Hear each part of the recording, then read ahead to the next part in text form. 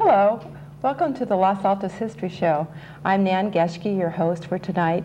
Tonight I'm very excited. We have three local residents with us who have had some involvement with the Anza Trail. I'd like to introduce first of all Donnie Hubbard, who's the author of 3 books on trails in California.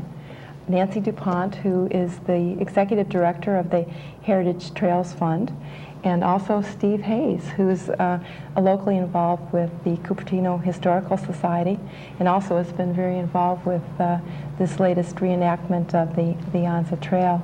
Now, I don't know if the camera can pick this up, but we have a beautiful, beautiful saddlebag, which I've been told is called mochila. Mochila. Yes. Thank you. It's just beautiful, and we're going to use that sort of as our enticer this evening. We're going to find out what that was used for on this latest reenactment. But I'm just going to ask you very briefly if you could sort of discuss how each one of you got involved with the Anza Trail. First of all, how about you, Danny? Well, that trail for me combines horses, history, and a lot of adventure, so it was a natural. But I first became involved because I am a friend of George Cardenay's, and he worked for many years lobbying before Congress to get the trail named a National Historic Trail. And after I had an opportunity to ride and hike part of the trail down in Southern California, when he asked me to join Heritage Trails Fund and help to get this trail on the map, I said yes. So you worked as a representative? Well, actually, as a board member of Heritage Trails Fund, first of all, and then I was appointed overall state coordinator for the trail. There were task forces in all the counties in California that the trail goes through, and 4 counties in Arizona. So it was a big job coordinating the work of all these different counties. Oh, I can say. Now, how about you, Nancy? How did you get involved? I got involved through George Cardenay as well, but a little differently. I was in the beginning of the formation of Heritage Trails Fund, who advocates for trails, mainly answers the question, where are you going to ride a horse and where are you going to keep them? And as a horse person, trails were very important to me. But I met George, and before I really knew him, I heard about this expedition. And it was a reenactment of this Juan Bautista de Anza, which I knew nothing about. I heard of this town called Palo Alto, and I know that some big tree, and that's about all I knew of. And this man is leading this expedition step by step, following Father Font's diary, all the way from Mexico. And one day I heard they were they're coming into the final stages in Livermore. The only thing that I thought about is, what a lucky bunch of people. So when into this organization, I belong to it, I find out that George Cardenay, our president, is the moving force behind trying to get this trail recognized as a National Historic Trail. Now, since our organization was formed in 1981, and the trail wasn't passed into law until 1990, George was a busy beaver. He was working behind the scenes with the senators and congressmen, and I was not paying attention until it became an actual law. And then he kept talking about how natural Donnie would be to be the state coordinator to get it off the ground, because she's a history teacher and she's a Stanford graduate. She has a master's degree, and he keeps relating all these things to me, and I'm still not paying too much attention. Finally, something came up that he thought it would be a good idea to do a reenactment. And when it came down to my desk as executive director, I wanted to shrink it a little. I didn't want to do a full-blown reenactment step by step for 7 or 8 months because I didn't know anybody close that could get away from work that long. But it really was something I wanted to do. That's and neat. we made it an expedition in the form of a relay. That's fun. Now, how about you, Steve? How did you get involved? Well, I had met Donnie about 10 years ago, and one of her projects she was involved with, again with the Heritage Trails Fund, was the High Sierras. And I signed up as a volunteer, led groups up into the High Sierras on the John Muir Trail. And so that's how Donnie and I got acquainted. So when Donnie, as the state coordinator, was looking for each county to have representation, she thought of somebody who had survived freezing weather and falling off of horses, and thought this might be an easier job for me to handle. And so she called and she said, Steve, would like you to think about participating as a county coordinator for represent Santa Clara County for the De Anza Trail. And you know, like a lot of us today, I don't think too much about history. I think about the future because I'm in high tech. And I realized, well, geez, I went to an elementary school in Palo Alto called De Anza, and maybe it was time to remember a little bit about what our history was. And which brings me to my next question, which is, you know, let's go backward in time now and try to find out what this truck was really like originally. Why was it so significant in our history? Donnie? Well, Steve just mentioned that he'd gone to a school named De Anza. I think all of us around here are familiar with this name, whether it's De Anza College or the town of Anza in Southern California, or the boulevards or whatever. So obviously, De Anza made quite an impact on California when he came through. You can't tell the history of California without telling the history of the Spanish colonization. And the fact that this was not only an exploratory expedition in 1774, but that De Anza returned in 1776 with 240 people, bringing their language, their customs, their contact with the Native Americans. 168 of them were children. That's right. That's amazing. And establishing the Presidio in the city of San Francisco, establishing the overland route, which allowed all the missions that had been established here by the Spanish prior to this time to continue to receive supplies. That's a very significant part of our history. Absolutely. Now, Spain actually had been in California, or the land that we know as California, for about a century and a half before they decided to make some more inroads into finding this overland route. Right. Now, what sort of propelled them to do that at that particular time? Well, they were feeling very pressured by the Russians and the French and the English. So they were threatened then. That's right. They were laying claim to quite a bit of the West, but they had competition, and they knew that to maintain their foothold here and even to expand it, they had to keep those missions supplied. Well, I'd like to add something to that. The ships, and I think someone said about 1 out of 10 would arrive with the supplies. So the missions were starving. And the most reliable route to get supplies to the missions would be overland, but they hadn't figured a way to get across the deserts yet. That's right. The belief was that the mountains were impassable. But thanks to the Indians that De Anza and his father before him actually had a real strong desire to discover this route. He didn't live to do it, but his son did at the age of 36.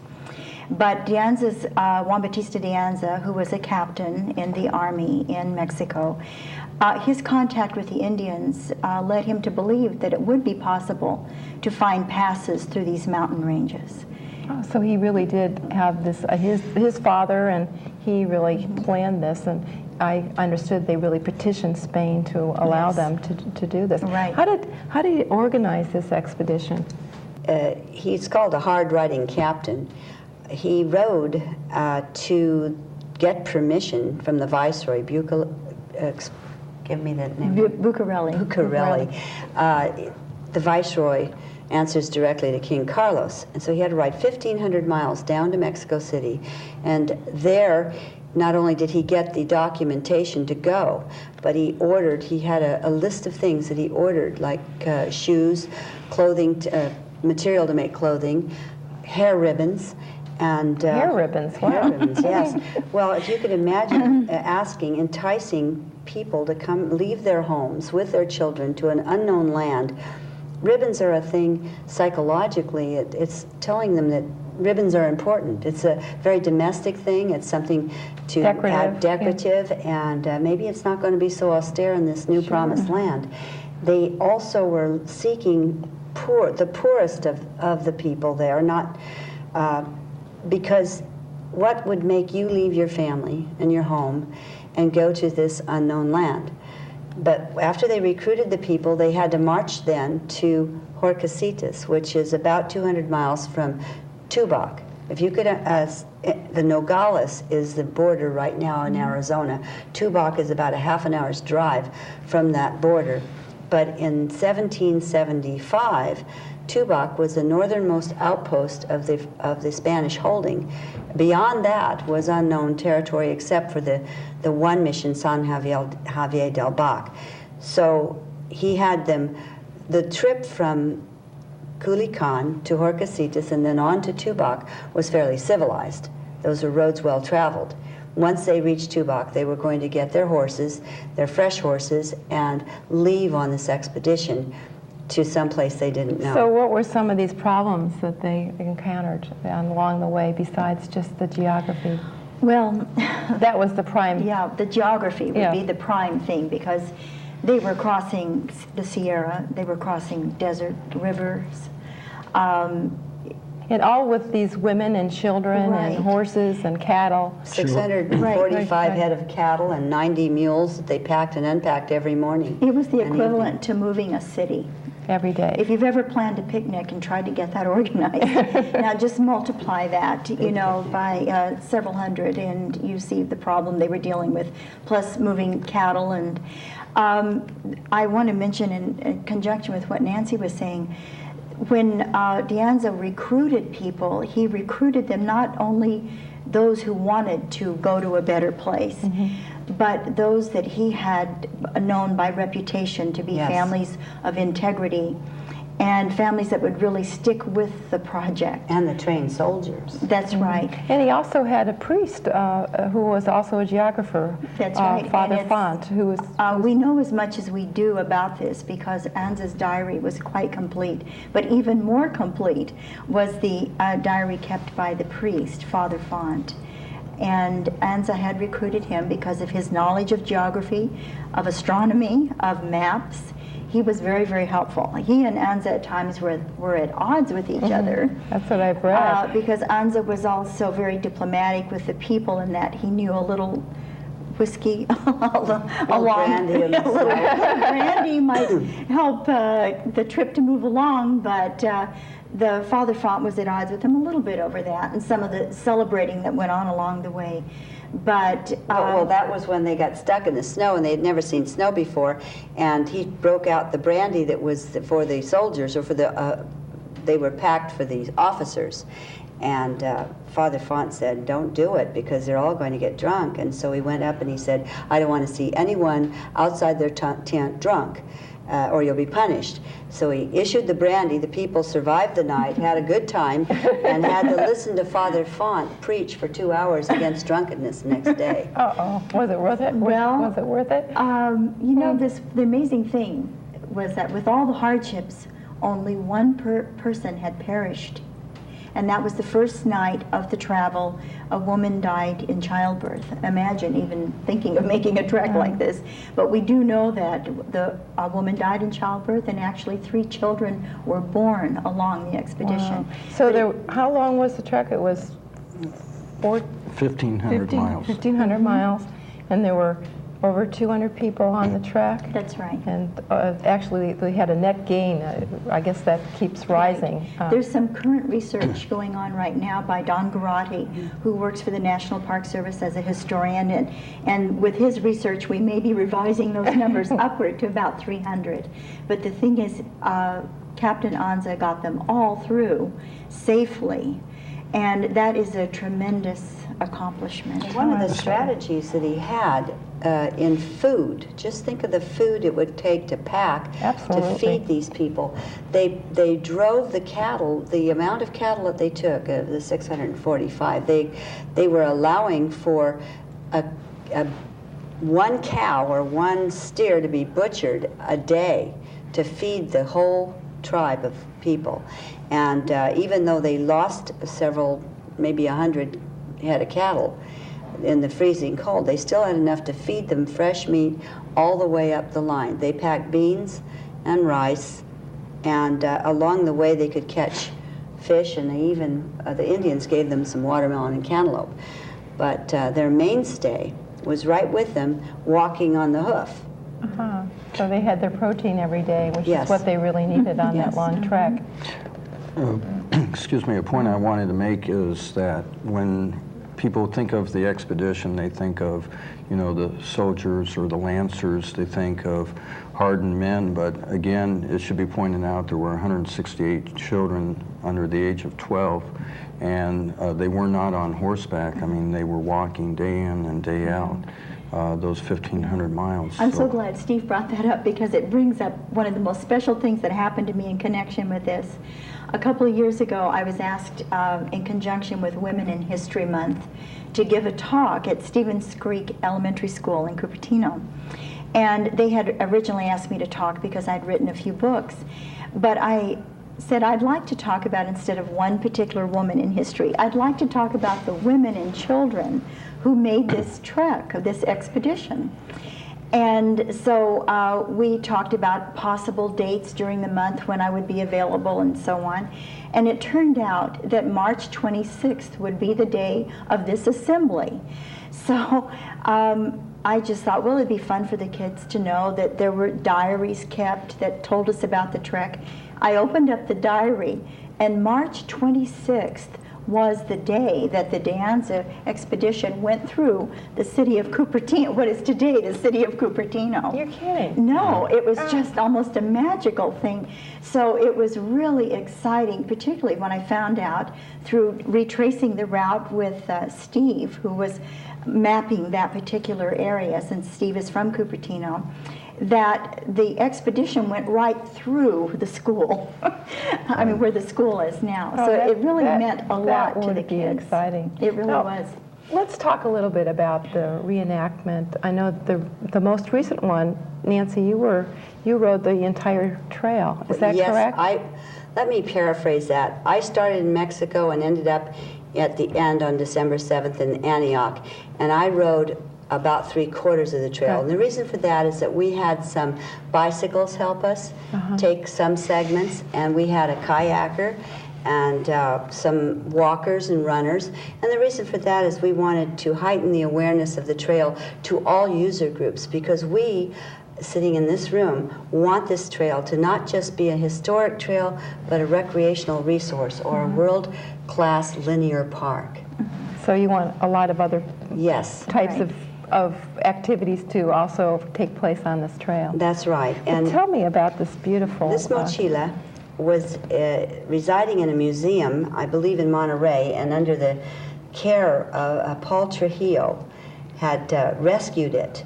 Let me start out. George had it carved. He wanted to make one authentic mochila. A mochila is not just a saddlebag, but it was something that was used to carry important documents.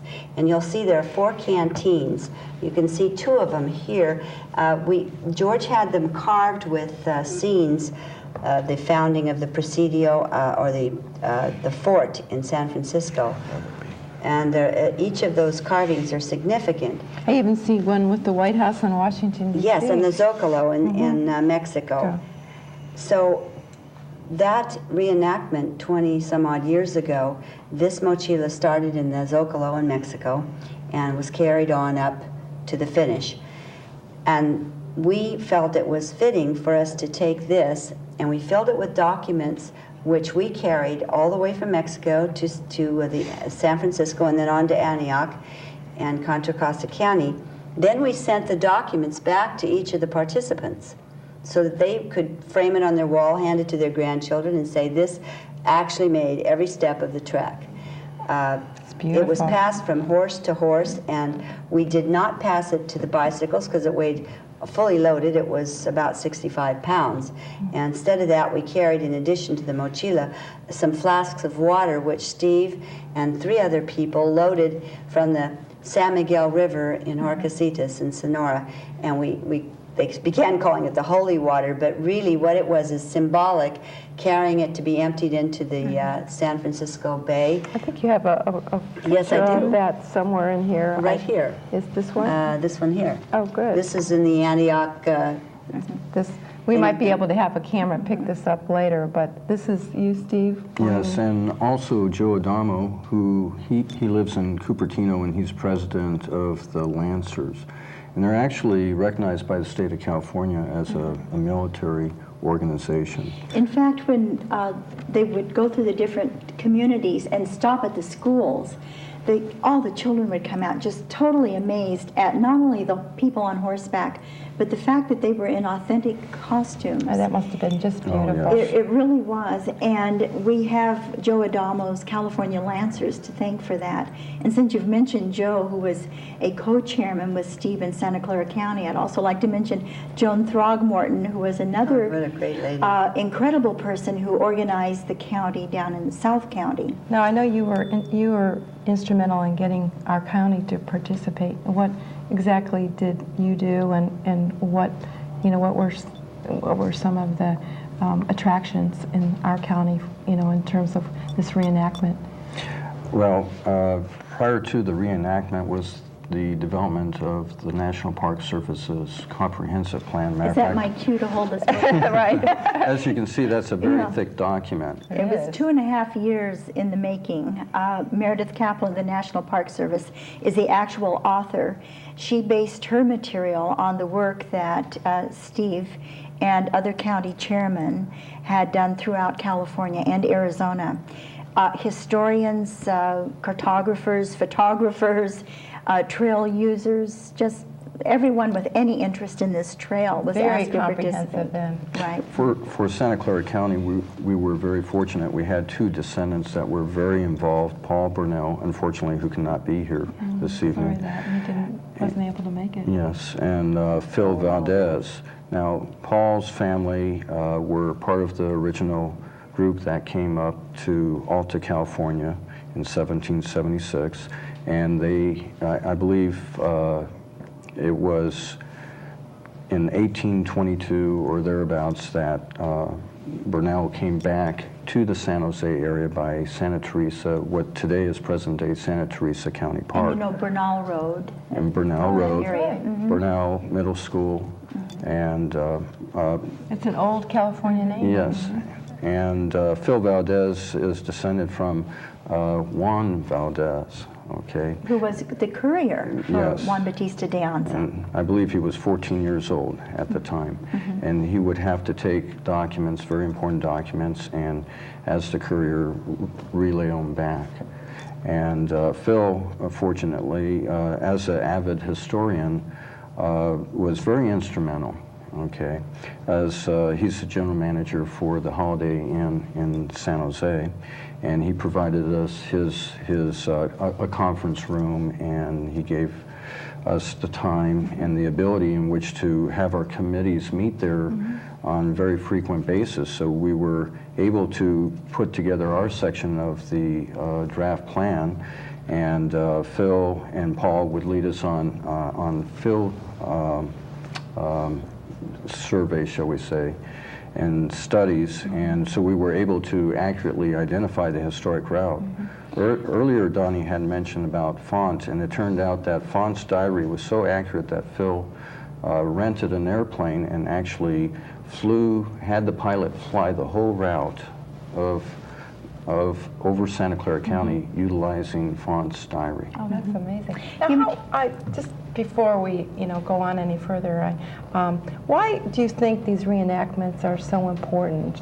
It's a great undertaking. A lot of people are involved. A lot of coordination, obviously, in all of the counties that we've been talking about. Well, even though I know they're important as a history teacher, I have to say they're important. It never ceases to amaze me at how truly important they are to the people who get out and have the sense of living history. People love living history. A lot of people have said to me, about all the work that was involved in this. I remember when the Park Service first laid out to me what they wanted us to accomplish on a volunteer basis. I really couldn't believe we would get this kind of support or help. And yet, when I would go to these task force meetings, I would see people you would have thought they were highly paid to do this work, but really digging in, because many people said, I have more of a feeling for my community now in the past 6 months that I've been working on this project than I've had in all the years that I've lived here. Now, the names of streets mean something to me. The hillsides, I look around and I can visualize something besides a freeway going here and there. Just the land, just feeling a sense of place. I like that phrase, a sense of place. It says so much. And you must have felt it too, Nancy, when you were on that trail.